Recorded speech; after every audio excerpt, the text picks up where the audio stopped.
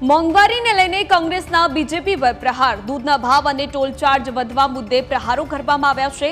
મતદાન પૂર્ણ થતાં જ મોંઘવારીનો માર શરૂ થયો છે તેવું કોંગ્રેસે પ્રહાર કર્યા છે। મતદાન પૂર્ણ થતાં જ અચ્છે દિનનો અહેસાસ કરાવ્યો।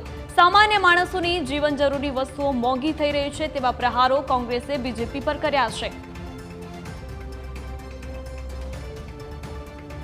પૂરી થઈ મતદાતાઓ સાથેનો મત લેવાનો કાર્યક્રમ પૂરો થયા પછી ભાજપા સરકારે ફરી એક વખત તેમની મોંઘવારીના માર આપવાની નીતિને અખત્યાર કરી છે।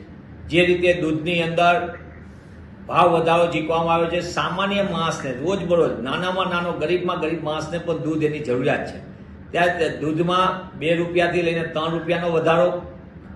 ટોલ ટેક્સ જે કોમર્શિયલ વ્હીકલ સહિતનો છે, એટલે કોમર્શિયલ વ્હીકલ એટલે કે હેરાફેરી થતી હોય જીવન જરૂરિયાતની ચીજ વસ્તુઓ એ સહિતના વાહનોમાં ટ્રાન્સપોર્ટેશનમાં 5% વધારો, એટલે એના કારણે મિનિમમ ટેક્સ ટોલ ટેક્સની અંદર 20 થી 25 રૂપિયાનો વધારો સીધો સરળતાથી દેખાય છે।